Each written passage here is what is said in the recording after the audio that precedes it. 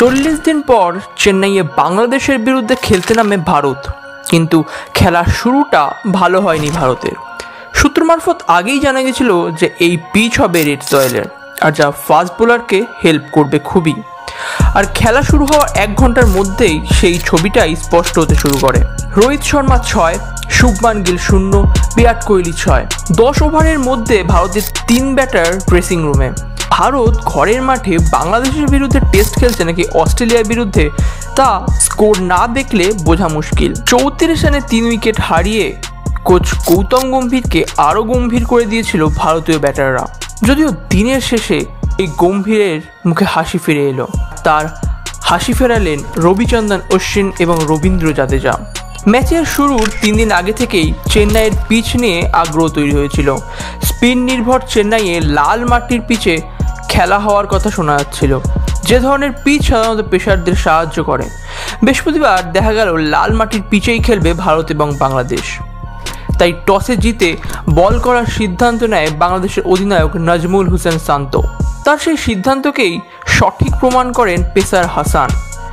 ভারতের ব্যাটারদের বিরুদ্ধে বাংলাদেশের নির্দিষ্ট পরিকল্পনা করে নেমেছিল।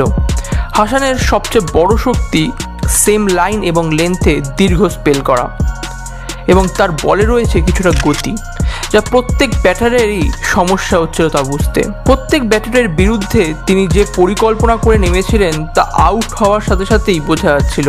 রোহিত ও বিরাটের অফ স্টাম্পের বাইরের বলে খোঁচা মারতে গিয়ে আউট হয়েছেন দুজনেই। শুভমান গিল আবার লেগ স্টাম্পের বল ফাইন লেগে খেলতে গিয়ে আউট হয়ে ফিরেছেন। তাদের দুর্বলতার জেনেই বল করতে নেমেছিলেন এই বাংলাদেশের পেসাররা, কিন্তু 3 উইকেট পড়ার পরে যশস্বী জয়সওয়াল এবং ঋষভ পান্ত জুটি গড়ার চেষ্টা করেন। সেশন 1 পর্যন্ত তারা আর উইকেট পড়তে দেয়নি, কিন্তু লাঞ্চের পরে যখন আবার দ্বিতীয় সেশনে ফিরে আসেন তখন আবার পন্থের আউট করেন হাসান। অফ স্টাম্পের বাইরের বলে পন্থকে আউট করেন তিনি। ক্রিজে জমে যাওয়ার পর এইভাবে আউট হওয়াটা খুব কষ্টকর লাগে। 2022 সালে বাংলাদেশের বিরুদ্ধে শেষবার টেস্ট খেলেছিলেন পন্থ।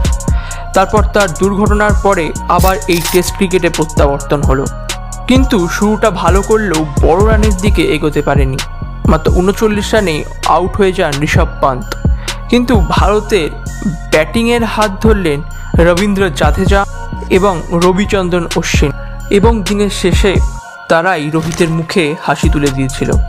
রবিচন্দ্রন অশ্বিন 112 বলে 102 রানের এক অপরাজিত ইনিংস খেলেন এবং তার স্ট্রাইক রেট ছিল 91.7। অশ্বিন যখন নেমেছিল তখন ভারতের রান 144 রানে 6 উইকেট। 250 উঠবে কিনা তা নিয়েও অনেক চিন্তা দেখা গেছিল, কিন্তু অশ্বিন নেমেই কাউন্টার প্লে খেলতে শুরু করে দেয়।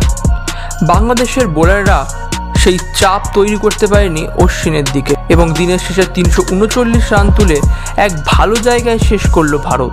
তার সাথে প্রশংসা করতে হবে জাডেজারও। বাংলাদেশের হাসানেরা ডানহাতি ব্যাটারদের বিরুদ্ধে যে পরপর উইকেট নিচ্ছিল, সেই সময় রুখে দাঁড়িয়েছিল যশস্বী জয়সওয়াল এবং পান্ত। 2 বাঁহাতির সামনে হাসান তেমন কিছুই করতে পারছিল না, এবং দিনের শেষে আরেক বাঁহাতি রবীন্দ্র জাদেজা 117 বলে 86 রান করে অপরাজিত যান। দ্বিতীয় দিনে বাংলাদেশ শুরু করবে নতুন বলে। সেই বল সামলেই অশ্বিন এবং জাদেজা কত রান আরও জুড়তে পারে সেটাই দেখার।